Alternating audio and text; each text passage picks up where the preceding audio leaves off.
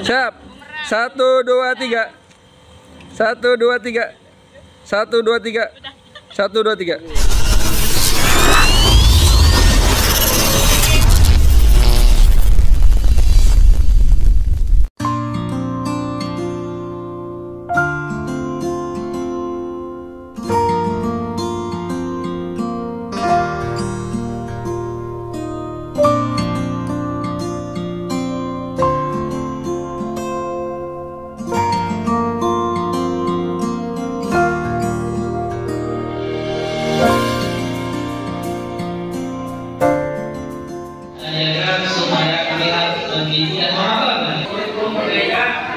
Dengan pembelajaran intrakurikuler dengan konten yang sangat beragam. Yang kedua adalah ada beberapa karakteristik seperti seksi apalagi mengenai senjata dan lain sebagainya. Untuk yang ini, kali kita kelompok kita sepakat bahwa kurikulum merdeka itu digagas ketika ganti menteri. Kabinetnya adalah Mas Menteri, Nadiem Makarim.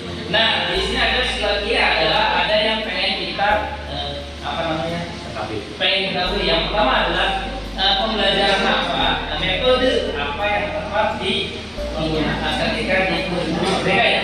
Yang pertama. Yang kedua adalah apa perbedaannya kurikulum yang 13 dengan kurikulum merdeka.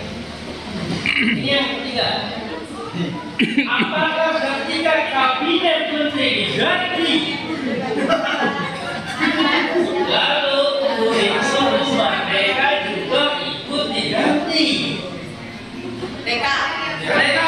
Terima kasih. Assalamualaikum warahmatullahi wabarakatuh. Waalaikumsalam.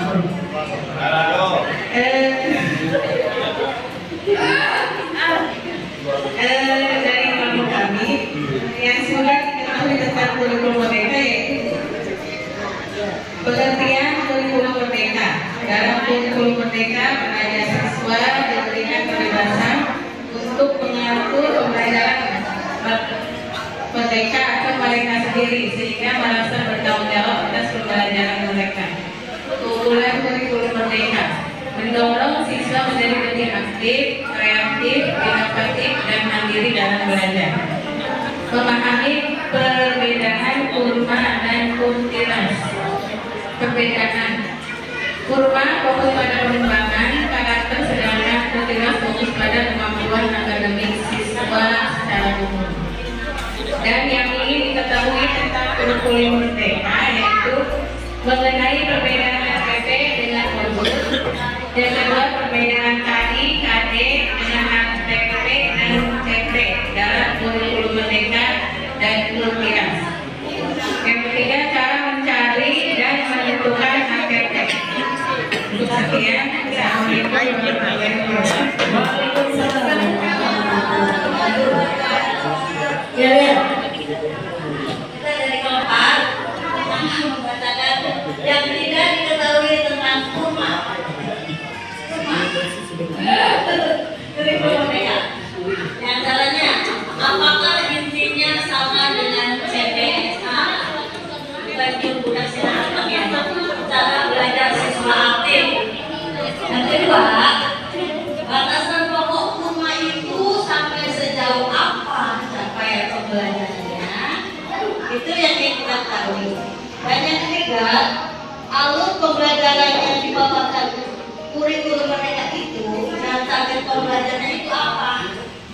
Dan yang terakhir, sepertinya hanya pendidik yang berkompeten horizontal dan vertikal dan berperforma bagus serta attitude yang terpuji yang bisa mengatakan peserta didik menjadi siswa berkarakter kuliah sesuai dengan artis yang tadi Tua Desi sampaikan. Nama tulisnya ulang 5 mata di anak. Ya. Baik, tadi yang tidak diketahui, kita rasa sebenarnya antara diketahui atau tidak diketahui agak bingung juga. Beda tipis karena kalau berbicara tentang kurikulum yang tadi ya seperti terlihat ketika berganti kurikulum ganti menteri. Kalau dulu mungkin ada yang masih kenal dengan istilah yang panas, ya, cawu, kemudian KPK, KTSP, wah macam-macam lah. Itu jenis-jenis kurikulum yang pernah kita terapkan. Dan hari ini gitu ya, kurikulum Merdeka atau biasa kita kenal dengan KUMA yang sudah sama-sama kita ketahui, yang tadi kelompok 1, 2, 3 dan sebagainya sudah disebutkan.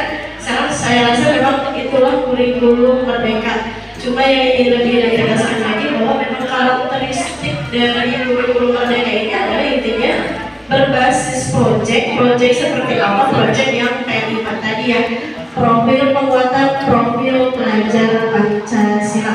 Begitu adapun yang lainnya ada kaitannya dengan pembelajaran yang fleksibel gitu ya, kemudian kaitannya dengan soft skill tadi, berbasis proyek dan lain-lain. Nah, itu kemudian ada opsi yang bisa diterapkan ya Bu Sinta dan Bu Ira.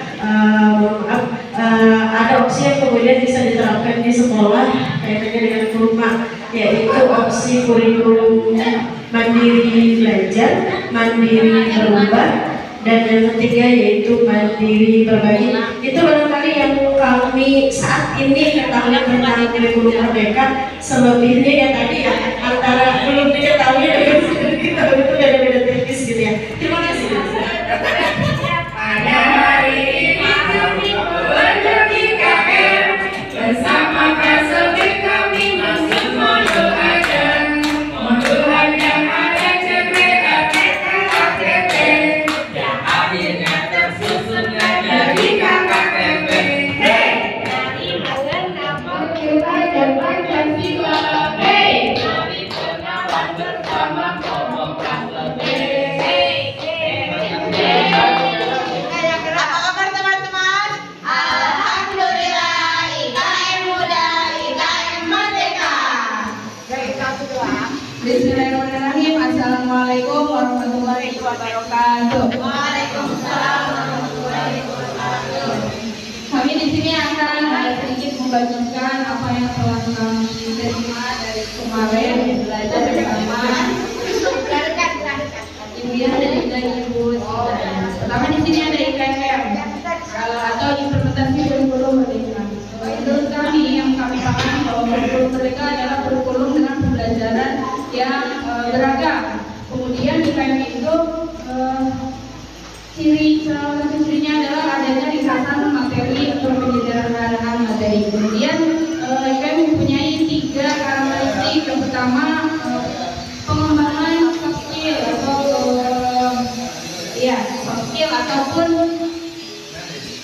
pendekatan pembelajaran yang melalui proses learning. Kemudian fokus pada materi yang esensial. Dan yang ketiga adalah pembelajaran yang fleksibel. Kemudian jenjang fase dalam pendidikan di IKM di SD itu dimulai dari fase A yang terdiri dari kelas 1 dan 2, fase B dan fase C. Dan yang ketiga adalah muatan kurikulum itu ada ekstrakurikuler, co-kurikuler dan ekstrakurikuler. Kemudian ada perangkat kurikulum, pertama ada CP, capaian pembelajaran. Kemudian diturunkan menjadi PP atau tujuan pembelajaran. Yang ketiga ada alur tujuan pembelajaran. Kemudian dibuatlah sebagai modul ajar yang kita pakai untuk perencanaan pembelajaran kita di kelas. Kemudian yang ketiga ada asesmen. Asesmen itu digunakan untuk mengetahui sejauh mana TP kita itu tercapai dan sejauh mana siswa memahami materi yang sudah kita ajarkan. Kemudian di sini ada asesmen itu bisa dilakukan melalui 3 tahapan. Ada asesmen awal, asesmen proses, asesmen dan asesmen akhir. Kemudian apa yang kita nilai, apa yang kita asesmenkan, yaitu ada 3, ada kognitif, afektif dan psikomotor.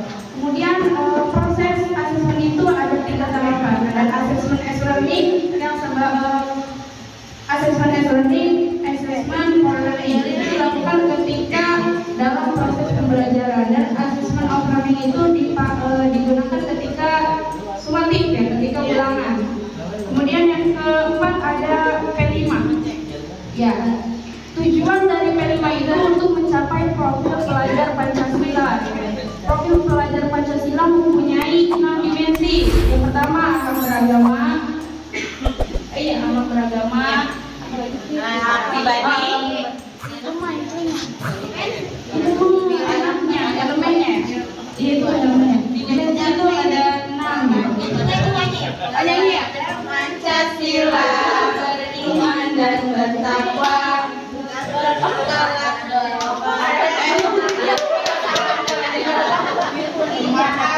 Belajar Pancasila beriman dan bertakwa pada Tuhan Yang Esa dan berakhlak mulia. Kebinekaan global berkembang yang mandiri, kreatif dan bernalar kritis. Sudah, sampai kelima. Silakan barangkali di belakangnya. Oke, ini sudah berdiri belakang kalian ini. Yang akan dipresentasikan oleh Ibu Renti. Silakan.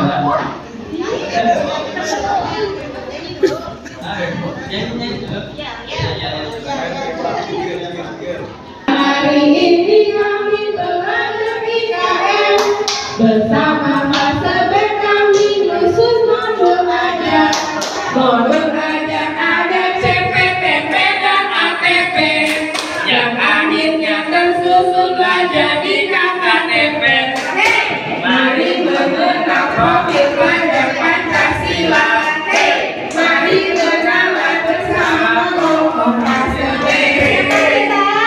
Mas Sebet. Siap berenang ya yang sudah kita pelajari ya, ada tentang karakteristik, kemudian ada CP, asesmen dan juga ada P5. Untuk karakteristiknya ini ada tentang perundangan, soft skill dan juga karakter, kemudian fokus pada materi pembelajaran yang fleksibel. Dan untuk CP, capaian pembelajaran itu yang nantinya akan diurai ya menjadi tujuan pembelajaran. Setelah tujuan pembelajaran, kemudian dibuat lagi alurnya menjadi alur tujuan pembelajaran. Nah, itu ini semua termasuk dari modul ajar. Nah, dari modul ajar ini kita juga harus menentukan kriteria tercapaian tujuan pembelajaran. Untuk asesmennya itu ada S, for, dan juga off. Untuk S dan juga for itu termasuknya saat pembelajaran berlangsung. Untuk off itu di akhir, termasuknya asesmen sumatif. Kemudian juga ada P5. P5 ini kita nyanyi dulu, profil pelajar Pancasila. Oke, 1, 2, 3. Belajar Pancasila beriman dan bertakwa pada Tuhan Yang Esa dan berakhlak mulia.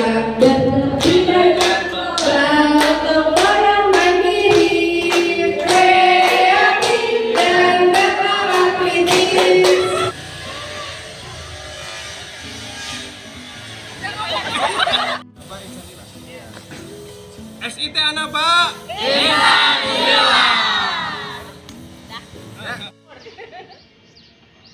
SIT Anaba.